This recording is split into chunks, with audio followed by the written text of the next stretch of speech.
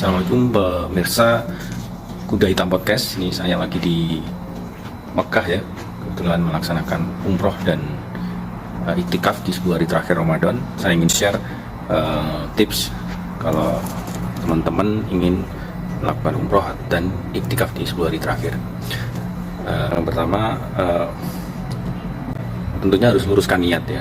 Luruskan niat untuk beribadah. Bisa lihat di YouTube dan tanya ke tanya di tim umrohnya ya, supaya Anda tahu sebelum berangkat bahwa Anda itu apa saja yang harus dilakukan untuk umroh. Tapi pada dasarnya umroh kan sederhana. Yang pertama itu ganti ikhram di mikot sebelum masuk ke Mekah, terus kemudian artinya berganti baju ikhram ya, terus kemudian tawaf 7 kali mengelilingi Ka'bah, dilanjutkan dengan melakukan sa'i di antara bukit Safa dan Marwah sebagai napak tilas Siti Hajar yang melakukan mencari air 7 kali bolak-balik di antara 2 bukit itu untuk putranya Ismail yang kehausan, lalu tahallul ya. Detailnya pasti ada di tim umroh. Kalau ada tambahan, misalnya ada teman yang niatnya kita hanya umroh sekali, ternyata masih ada tenaga, teman ingin badal umroh dan ternyata itu baik, bisa dilakukan karena mikot terdekatnya yaitu Masjid Aisyah itu tidak terlalu jauh, hanya sekitar 15 menit lah naik taksi dengan biaya sekitar mungkin bolak-balik ya, kalau dipesankan taksi sekitar 50 real atau sekitar 200.000. Oke, terus yang kedua adalah jangan takut ya, jangan takut meskipun ada banyak jutaan orang di sini, jangan takut karena tujuannya tetap sama, yaitu beribadah umroh.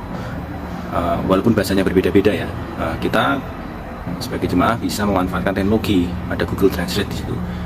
Cari aja Translate Indonesia dan Arab, terus kemudian ubah di setting. Nah, ini penting untuk misalnya Anda kehilangan kunci di hotel ya, atau pengen nanya sesuatu di jalan atau negosiasi dengan penjual, Anda bisa ketik lewat Google Translate, Anda ketik bahasa Indonesia terjemahkan di Arab dan mereka akan mengerti gitu. Tapi kadang-kadang untuk jual beli biasanya mereka sedikit banyak bisa bahasa Indonesia sih. Oke, yang ketiga sebetulnya ini penting, jadi cari tour and travel yang memberikan hotel yang dekat dengan Masjidil Haram. Artinya apa? Supaya kalau ada apa-apa kita tinggal jalan, tidak membutuhkan waktu yang panjang. Kalau kebetulan tour and travelnya itu Anda dapat yang hotel yang tempat tinggal yang selama iktikaf itu menggunakan bis, artinya Anda harus menyiapkan waktu yang lebih banyak untuk berangkat pulang pergi ke Masjidil Haram. Belum lagi kalau padat ya, dan sangat padat sehingga mungkin tidak bisa secepat kalau jalan kaki. Misalnya mau sahur atau mau sholat itu nggak bisa buru-buru. Kalau tidak ada bis, tentunya Anda harus taksi. Anda harus siapkan uang yang sedikit lebih ya. Kalau jarak sekitar 2,5 kilo mungkin sekitar 20 real ya, 20 real ya. Bisa 10, bisa 20 tergantung negosiasi. Kalau padat lagi mungkin bisa sampai 30 atau 40 real. Jadi Anda harus sipas itu. Terus yang keempat, nah yang keempat ini bawa uang secukupnya ya. Bawa uang secukupnya tadi sudah sempat saya singgung bahwa bawa uang itu nggak jangan banyak-banyak. Kenapa? Karena kalau di bulan Ramadan, iktikaf 10 Ramadan terakhir itu sahur dan buka kan sudah ditanggung sama hotel ya, sama tour and travel. Dan juga pada saat buka ada banyak sedekah makanan di Masjidil Haram, jadi jangan khawatir akan kekurangan. Mungkin uangnya bisa Anda bawa sekitar berapa ya, menurut saya sih sekitar 4 juta cukup ya untuk 10 hari.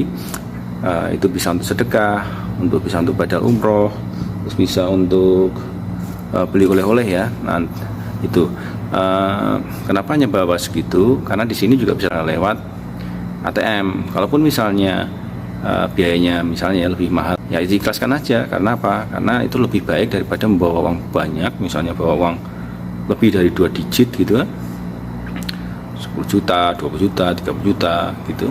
Kita kalau hilang, Anda akan sangat menyesal gitu, karena Anda kepikiran bahwa pengen simpel di sana, tapi risikonya menjadi lebih tinggi untuk hilang ya, apalagi di tempat baru tuh. Nah, terus yang berapa tadi ya? 4 udah. Kelima, untuk 2 hari umroh dan iktikaf itu jumlah pakaian yang dibawa itu menurut saya ini sederhana saja. 1 baju ikhram, terus kemudian 2 sarung, 3 celana panjang, terus kemudian coba ya, saya buka kacamata dulu, 20 celana dalam yang 1 kali pakai, berapa nih, 6 baju koko ya, 6 baju koko, 3 kaos tidur, 1 long john sepasang dari kaos dan celananya, baju hangat ya, dan 1 jaket. Saya kira itu cukup. Saya udah praktekin, baju koko saya belum habis sih, tadi 6 baju koko ya udah cukup ya, kalau 10 hari segitu. Jadi baju koko itu karena kita nggak berkeringat, kecuali kalau kita jalan agak jauh ya keringetan pasti. Nah, baju kokonya itu bisa dipakai 1 baju koko untuk 2 hari. Terus kemudian yang keenam, botol semprot. Ini botol semprot ini sebetulnya untuk mengambil air wudhu ya, karena sangat banyak orang di Masjidil Haram ketika Anda udah masuk kemudian Anda batal, jaraknya cukup jauh gitu. Pada posisi darurat Anda bisa menggunakan semprotan itu sebagai alat untuk wudhu. Itu sangat membantu sekali ya, biar nggak bolak-balik. Bisa juga Anda ditegur kalau terlalu sering pakai air zam-zam sebagai wudhu ya. Ada kejadian juga teman. Terus kemudian ini untuk gate ya. Untuk gate itu untuk umroh ada gate khusus, jadi nggak ada masalah. Terus kemudian untuk yang bukan umroh, untuk iktikaf dan sholat sehari-hari itu biasanya ada kebijakan buka tutup di gate-nya, sehingga harus jeli untuk memperhatikan jam berapa gate-nya buka, jam berapa tutup, itu harus jeli. Biasanya sih secara umum sebelum sholat mungkin 1,5 jam sebelumnya ada gate-gate di lantai dasar itu sudah dibuka, terus kemudian sekitar 30 menit ada yang sudah ditutup sehingga Anda nggak bisa masuk, kecuali kemudian Anda diarahkan ke atas. Itu ya, kalau Anda bisa ingat itu, Anda mungkin chance-nya untuk sholat di lantai dasar, posisi yang enak itu dekat dengan Ka'bah, itu bisa melihat Ka'bah. Nah, terus tentunya harus lihat juga ya pintu-pintu yang gate-gate yang lain ya, kapan dia buka tutupnya, itu harus diperhatiin. Nggak bisa sehari sih, harus beberapa hari mungkin Anda akan bisa tahu polanya. Saya juga nggak bisa ngasih secara detail karena kemungkinan kebijakannya kan berubah-ubah juga, tapi secara umum tadi udah saya kasih tahu ya. Terus ke-8, nah beli oleh-oleh ini bisa dilakukan bertahap ataupun sekaligus di akhir setelah Anda selesai melakukan umroh dan iktikaf ya. Setelah Anda puas baru Anda beli oleh-oleh di sekitar sekitar Masjidil Haram tuh banyak tempat untuk beli oleh-oleh murah, dari ada yang 5 rial, 3 rial sampai yang 40 rial juga ada. Itu bisa di situ. Terus kemudian berapa barang yang 1 kali pakai, misalnya baju ihram itu bisa Anda donasikan, misalnya Anda titip kepada petugas hotel atau petugas restoran gitu, Anda kasih tips, nitip ini saya mau donasikan, kasih aja Google Translate ya, saya mau donasikan kepada yang perlu, bisa bantu saya gitu.